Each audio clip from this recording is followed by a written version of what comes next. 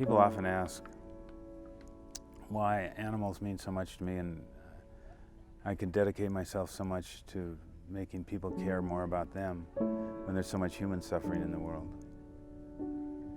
And I suppose the proper answer to that is that certainly as animal rights emerged and people are interested in animals and their welfare, social justice and welfare of animals were not considered competing interests. The same people were involved in both of them. George Bernard Shaw is a good example, a vegetarian who believed in social justice, and that's sort of the standard.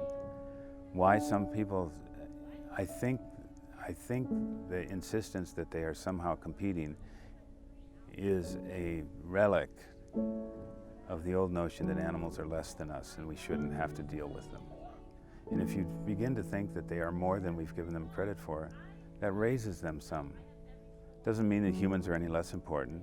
It just means there's other things in this universe we need to be careful about too. And I think that probably the deepest kinds of ethics start with that recognition. There are other things in the universe that matter too. And that's how I answer that. Yeah, it's kind of bittersweet. I'm excited that he was able to do this and that I was able to be a part of it as well, because I didn't do any trips with him when I was an undergrad, so it does feel a bit like a once-in-a-lifetime opportunity, which is exciting and I think really encourages me to experience everything as it happens and make the most of it. But I mean, Chuck's incredible. He's a wealth of knowledge, and it's a bit of a loss to future students to not have an opportunity to do something like this with him.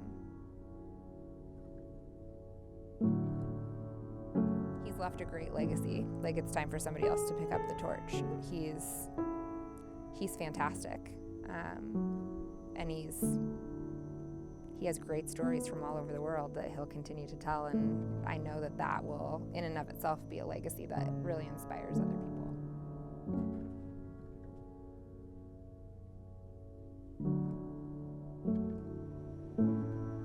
As Andrew Marvell says in a great poem, which I just love, but at my back I always hear time's winged chariot drawing near. And there's always this thing hovering outside, pressing in. It's actually a seduction poem, by the way. It's like, this coyness lady were no crime, had we but whirled enough in time, but at my back I always hear time's winged chariot drawing near. In other words, if you wanted to play these games, that would be fun if we had time, but we may not be here much longer. We'll just get to it. It's a funny poem. The grave's a fine and private place, but none, I think, do there embrace. Nobody's kissing in. Yeah, that